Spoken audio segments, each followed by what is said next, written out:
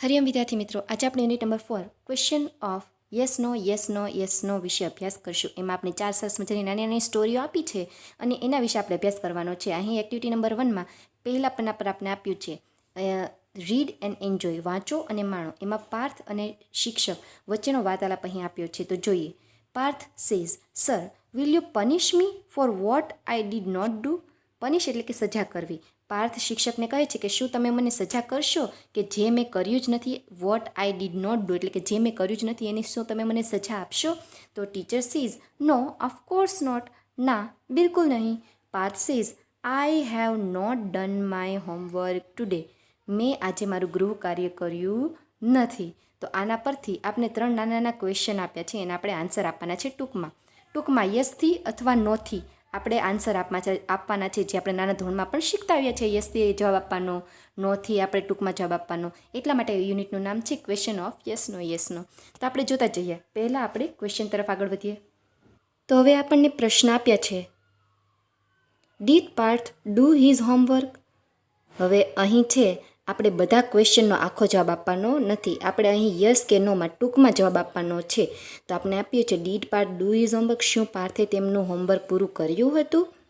તો આપણે વાર્તા પરથી જોયું કે પાર્થે એમનું હોમવર્ક કર્યું હતું નહીં. તો આપણે ટૂંકમાં એનો જવાબ લખશું ટૂંકમાં કે નો પાર્થ ડીડન્ટ, અથવા તો નો પાર્થની જગ્યાએ લખશું હી ડીડન્ટ. આવી રીતે ટૂંકમાં આપણે આન્સર લખશું યસ અથવા નોમાં. બીજો ક્વેશ્ચન આપ્યો છે, will the teacher punish the Parth. શું ટીચર પાર્થને સજા કરશે? તો આપણે અહીંયા આન્સર લખશું યસ, ધ ટીચર વિલ અથવા yes he will.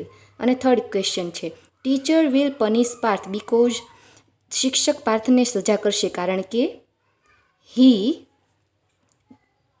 Has not done his homework. તેને તેનું ગૃહ કાર્ય પૂરું કર્યું હતું નહીં. હવે બીજું આપણે આપ્યું છે, તુષાર અને જીગર બે મિત્રો હોય છે, તે વાતો કરે છે. એના ડાયલોગ્સ અહીં આપ્યા છે. Tushar says, Jigar your father was black a few month ago. તારા પિતાજી છે એ થોડા મહિનાઓ પહેલાં, ફ્યુ મંથ અગો એટલે કે થોડા મહિનાઓ પહેલાં કાળા દેખાતા હતા. But now he is looking very fair એટલે કે વધુ રૂપાળા દેખાય છે. કે હવે તે ઘણા રૂપાળા દેખાય છે. તો Jigar says, yes you are right. તું સાચું કહે છે. Tushar says, does he apply fairness cream. Apply એટલે કે એનો ઉપયોગ કરવો. શું તે કોઈ ફેરનેસ ક્રીમનો ઉપયોગ કરી રહ્યા છે? Jigar says, no he does not. ના, તેવું કશું કરતા નથી. Tushar says, did he consult a beautician. શું તેણે કોઈ બ્યુટિશિયનની મુલાકાત લીધી છે કે એના માટેની કોઈ ઉપયોગ કર્યો છે એને ક્રીમનો? તો Jigar says, see before 2 months એટલે કે 2 મહિના પહેલાં he was working in an oil mill. તે ઓઇલ મિલમાં કામ કરતા હતા. And now he is working in a flour mill. અને હવે તે લોટની મિલમાં કામ કરે છે. એટલા માટે આ તમને જે બાજુમાં ફેસ આપ્યા છે એવી રીતનું દેખાય છે. તો ચાલો એના પરથી આપણે આ પ્રશ્ન આપ્યા છે એના તરફ આગળ વધીએ. પ્રશ્ન આપણને આપ્યા છે પહેલો, did Jigar's father apply face cream. શું જીગરના પિતાજી ફેસ ક્રીમનો ઉપયોગ કરતા હતા? તો આન્સર લખશું no he didn't. Second, did Jigar's father consult a beautician. શું તેમણે બ્યુટિશિયનની મુલાકાત લીધી હતી? તો આન્સર આવશે નો, તેને મુલાકાત લીધી હતી ને, એટલે આપણે ટૂંકમાં લખશું નો હી ડીડન્ટ. ત્રીજું, did Jigar's father work in a coal mine. શું કોલ માઇન એટલે કે કોલસાની ખાણમાં કામ કરતા હતા? તો ના. આપણે વાર્તામાં લાસ્ટ લાઇનમાં શું આપ્યું છે, ઓઇલ મિલમાં કામ કરતા હતા, એટલે આપણે લખશું નો હી ડીડન્ટ. તે ઓઇલ મિલમાં કામ કરતા હતા અને હાલ ફ્લોર મિલમાં કામ કરતા હતા. તો આપણે લખશું નો હી ડીડન્ટ. હવે આગળ આપણને આ રીતનો એક ફકરો આપ્યો છે, ટીચર અને ચિંટુ વચ્ચેનો વાર્તાલાપ આપ્યો છે. Teacher says, why are you late today. Teacher ચિંટુને કહે છે કે તું આજે મોડો શા માટે છે? લેટ એટલે કે મોડું શા માટે થયું તારે? તો Chintu says, sir I got up a byte late today. Got up એટલે કે ઉઠવું. આજે હું થોડો મોડો ઉઠ્યો હતો. બાઇટ લેટ એટલે કે આજે થોડો મોડો ઉઠ્યો હતો. I was in a hurry. હું થોડો ઉતાવળમાં હતો. હરી એટલે કે ઉતાવળમાં હતો. I press the toothpaste very hard. Pressed એટલે કે દબાવવું. મેં ટૂથપેસ્ટ હતી એ વધુ જોરથી દબાવી દીધી, ઝડપમાં. And the whole paste came out. અને બધી પેસ્ટ હતી એ બહાર નીકળી ગઈ. I tried very hard to put paste back in two the tube. Try એટલે કે પ્રયત્ન કરવો. મેં ટ્યુબમાં એ પેસ્ટ પાછી નાખવાનો ખૂબ પ્રયત્ન કર્યો. I did for more than an hour. મેં તે 1 કલાક સુધી પ્રયત્ન કર્યો. But I failed. પરંતુ હું નિષ્ફળ રહ્યો. ફેલ્ડ એટલે કે નિષ્ફળ રહેવું. Then I started for a school. અને પછી હું સ્કૂલ માટે નીકળ્યો. So I reached late. તેના કારણે મારે મોડું થયું. આવું કહે છે ચિંટુ. તો આના પરથી આપણે નીચે નાના નાના 3 ક્વેશ્ચન આપ્યા છે. ચાલો આપણે એનો ટૂંકમાં આન્સર જોઈએ. હવે અહીં આપણને ક્વેશ્ચન આપે છે did Chintu get up on time. શું ચિંટુ ટાઈમ પર ઉઠી ગયો હતો? તો આપણને અહીં શું આપ્યું છે કે I got up a byte late today. આજે એ થોડો મોડો ઉઠ્યો હતો. તો આપણે અહીંયા શું લખશું કે નો, તે ટાઈમ પર ઉઠ્યો હતો નહીં. તો અહીંયા લખશું નો હી ડીડન્ટ. હવે second, did Chintu put the paste bag in two the tube. Did he succeed. અહીં 2 ક્વેશ્ચન આપ્યા છે. પહેલાંમાં કીધું છે કે શું ચિંટુએ કાઢેલી ટ્યુબમાંથી પેસ્ટ તે પાછી નાખી શક્યો હતો? શું તેમાં સફળ રહ્યો હતો? તો આપણે લખશું yes he did but he failed. તેણે એવું કર્યું હતું પણ તે તેમાં નિષ્ફળ રહ્યો હતો. ત્રીજું, did Chintu reach the school on time. શું ચિંટુ ટાઈમે સ્કૂલ પર પહોંચી ગયો હતો? તો ના, તે ટાઈમ પર પહોંચ્યો હતો નહીં. તો આપણે અહીંયા લખશું નો હી ડીડન્ટ. તે પહોંચ્યો હતો નહીં. હવે આપણને ચોથા નંબરનો ફકરો આપ્યો છે. એમાં લખ્યું છે Fatima Bibi wanted to get rid of an old cat. તેને એક એની જૂની બિલાડી હતી એનાથી છુટકારો મેળવવો હતો, ઈચ્છતા હતા. ગેટ રીડ ઓફ એટલે કે છુટકારો મેળવવા ઈચ્છતા હતા. She asked her husband Mulla Nasruddin. Asked એટલે કે પૂછવું. Asked her husband Mulla Nasruddin to take the cat to nearby forest and leave her there. તેણે એના પતિ હોય છે મુલ્લા નસરુદ્દીન, એને કહ્યું કે આ બિલાડીને એ નજીકના જંગલમાં છોડી આવે. લીવ એટલે કે છોડી આવવું, તેને ત્યાં મૂકી આવે. આફ્ટર અ ફ્યુ ડેઝ, થોડા દિવસો પછી, Mulla was narrating this incident to his friend Sirajuddin. થોડા દિવસો પછી મુલ્લા નસરુદ્દીન છે એના મિત્ર સિરાજુદ્દીનને નેરેટિંગ એટલે કે વર્ણન કરતા હતા. નેરેટિંગ એટલે કે વર્ણન કરવું. આ ઇન્સિડન્ટ્સ, આ પ્રસંગ વિશે વર્ણન કરતા હતા. Mulla says I put the cat in to a basket. મેં બિલાડીને બાસ્કેટમાં મૂકી, ટોપલીમાં મૂકી. I walk through a known street. હું અજાણી શેરીઓમાંથી નીકળ્યો. And reached forest. અને જંગલમાં પહોંચ્યો. I took many trails turning round and reach a dense group. મેં ઘણા વળાંકો લીધા, ઘણો ફરીને ગોળ ગોળ ફરીને ઘણો પહોંચ્યો અને ત્યાં જંગલમાં પહોંચ્યો.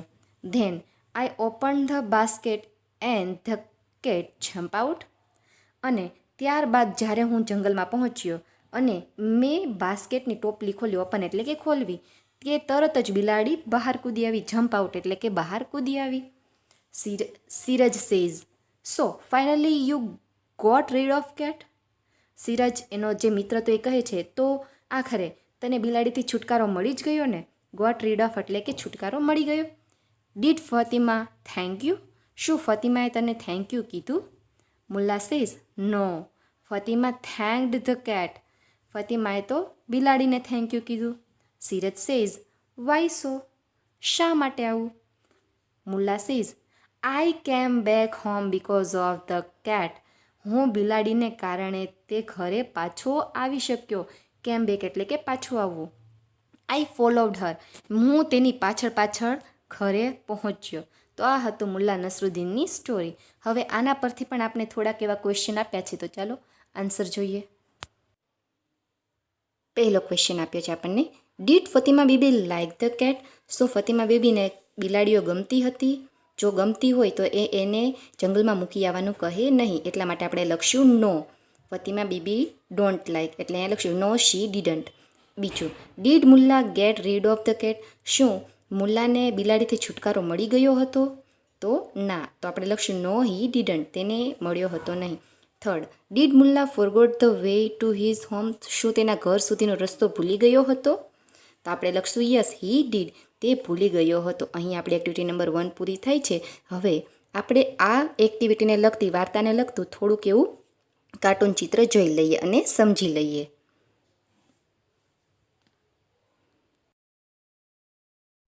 Activity 1.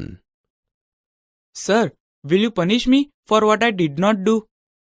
સાહેબ, શું તમે મને જે ન કર્યું હોય તેની સજા આપશો? No, of course not. ના, બિલકુલ નહીં. I have not done my homework today. આજે મેં મારું ઘરકામ કર્યું નથી. Jigar, your father was black a few months ago. Jigar, થોડા મહિના પહેલા તારા પિતા કાળા હતા. But now he is looking very fair. પણ હવે તેઓ ખૂબ ગોરા દેખાય છે. Yes, you are right. હા, તારી વાત સાચી છે. Does he apply fairness cream? શું તેઓ ગોરા થવાનું ક્રીમ લગાડે છે? નો, હી ડઝન્ટ. ના, તેઓ લગાડતા નથી. Did he consult a beautician? શું તેમણે કોઈ સૌંદર્ય તજજ્ઞની સલાહ લીધી? C, before 2 months, he was working in an oil mill and now he is working in a floor mill.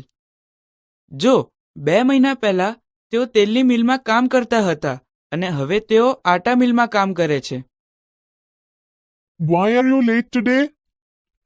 આજે તો મોડો કેમ આવ્યો છે? Sir, I got up a bit late today. સાહેબ, આજે હું થોડો મોડો ઉઠ્યો. I was in a hurry. હું ઉતાવળમાં હતો. I press the toothpaste very hard and the whole paste came out. મેં ટૂથપેસ્ટ ખૂબ જોરથી દબાવી અને બધું જ પેસ્ટ બહાર આવી ગયું. I tried very hard to put paste back in two the tube. મેં પેસ્ટ ટ્યુબમાં પાછી નાખવાનો ખૂબ પ્રયત્ન કર્યો. I tried for more than an hour. મેં 1 કલાકથી પણ વધુ પ્રયત્ન કર્યો. But I failed. પણ હું નિષ્ફળ રહ્યો. Then I started for school. પછી હું શાળાએ આવવા નીકળ્યો. So I reached late. તેથી હું મોડો પહોંચ્યો. Fatima Bibi wanted to get rid of an old cat. Fatima બીબીને એક ઘરડી બિલાડીથી છુટકારો મેળવવો હતો. She asked her husband, Mullah Nasruddin, to take the cat to a nearby forest and leave her there. તેમણે તેમના પતિ મુલ્લા નસરુદ્દીનને બિલાડી નજીકના જંગલમાં લઈ જઈને ત્યાં છોડી આવવા કહ્યું. After a few days, Mullah was narrating this incident to his friend Sirajuddin. થોડા દિવસ પછી મુલ્લા આ ઘટના તેમના મિત્ર સિરાજુદ્દીનને કહી રહ્યા હતા. I put the cat into a basket, walked through unknown streets, reached the forest. મેં બિલાડીને એક ટોપલીમાં મૂકી અજાણી શેરીઓમાંથી પસાર થઈ. હું જંગલમાં પહોંચ્યો. I took many trails, turning round and reached a dense grove. ગોળ ગોળ ફરતી ઘણી પગદંડીઓ પર ચાલી ને હું એક ગાઢ ઉપવનમાં પહોંચ્યો. Then I opened the basket and the cat jumped out. પછી મેં ટોપલી ખોલી અને બિલાડી બહાર કૂદી પડી. So finally, you got rid of the cat. એટલે કે અંતે તમે બિલાડીથી છુટકારો મેળવ્યો. Did Fatima thank you? શું ફાતિમાએ તમારો આભાર માન્યો? No, Fatima thanked the cat. ના, ફાતિમાએ બિલાડીનો આભાર માન્યો. Why so?